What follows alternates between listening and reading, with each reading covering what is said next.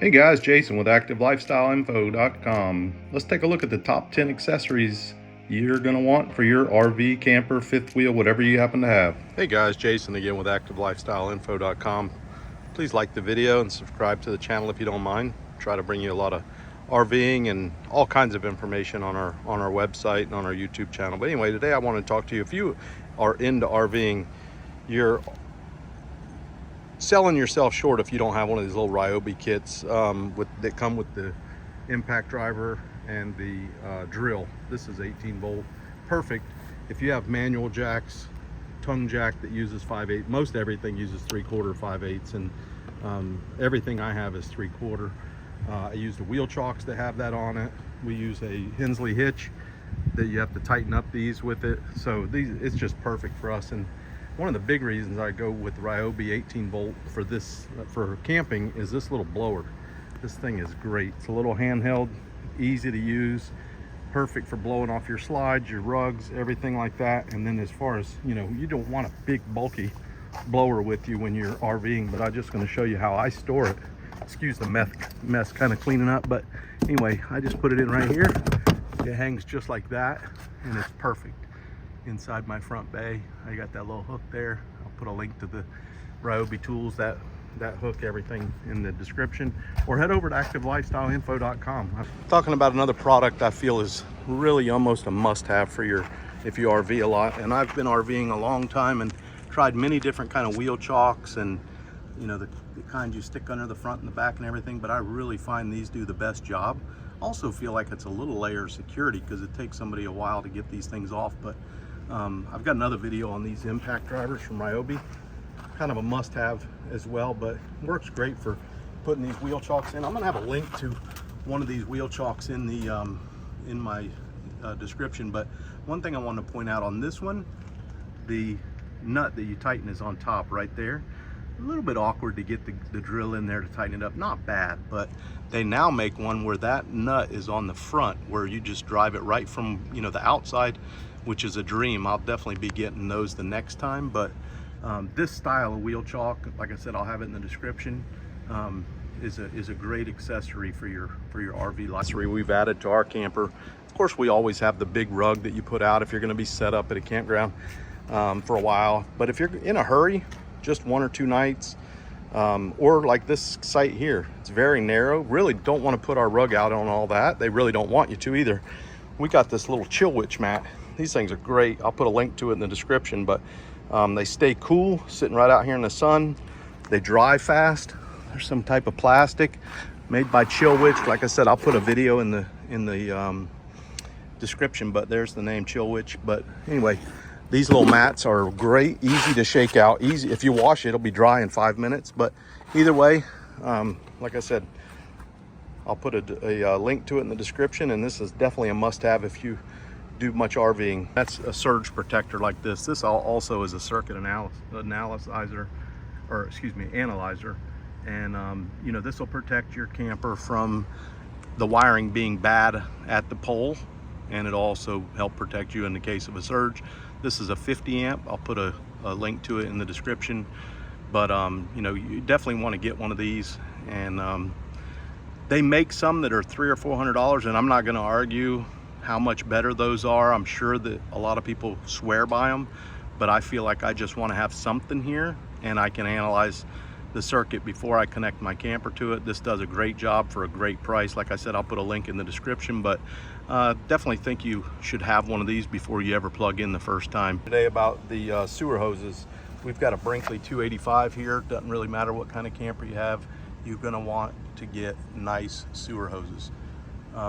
This hose here with the orange end is my favorite. I'll have a link to it in the description. It's a Rhino. All of the ends on everything here swivel, which doesn't seem like a big deal, but it really makes it a dream. Even the Y here swivels. The part that goes down into the black at the campground swivels. Everything swivels. These are really nice hoses. Really seem to hold up well. And I'm in the process of dumping right now, but when we're set up, this is the gray coming from the kitchen. I have found that putting these little humps, and I do it on both of them while just my grays are open, that helps keep any gases from coming back up into the camper. It's almost like a P-trap laying here. The whole tube has to be full of water before it can go over this. These are just some of my leveling blocks, but that works really well. So anyway, I got a link to in the description of these sewer hoses. The Rhino brand is a really good one. Don't skimp on your sewer hoses. Quick today about the sewer hoses on our travel trailer.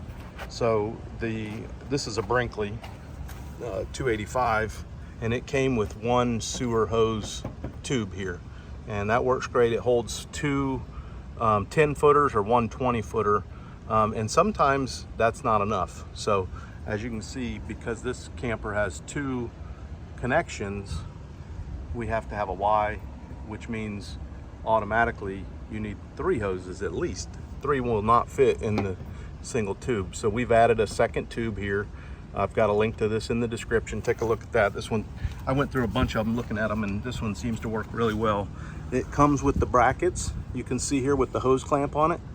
And then I drilled into the I-beams of the frame, and I had to get some nylon spacers, and went on really easy like that. I bought these little carabiner clips to make sure that they can't come open going down the road. But it came with these brackets here, and then if you'll notice, there's a piece of cloth of nylon strapping there. I put that around, tied it up to the frame just as a backup. You never know. And but it's got 3 of those brackets that go up and hold it up, and probably took me about an hour to install. Not a bad project at all. Y'all have a good one. Hey guys, next thing I want to talk about is this RV pressure regulator. Not only is this a regulator, and it's an adjustable regulator where you can set your own pressure, but it has a gauge on it so you can see exactly where you're at. Don't take a chance on busting something in your RV with really high pressure at one of these campgrounds. Get one of these before you ever go camping. There'll be a link in the description. Another thing you're really going to want to get for your camper is one of these Govee Wi-Fi temperature and humidity monitoring devices. This thing will send you data right to your phone through an app, or you can set it up to send you a text message if preset parameters are not maintained. Temperature, if the temperature in your camper gets above 80 or 85, it will send you a message. This is great peace of mind if your RV's in storage. You'll know if it's getting too humid, or if you're just out for the day and you have pets. We do not leave the camper without keeping an eye on this and having it set up to trigger us. If we're out for the day and it was to get too hot, we would know it immediately and head back to the camper. We'll put a link to this in the description.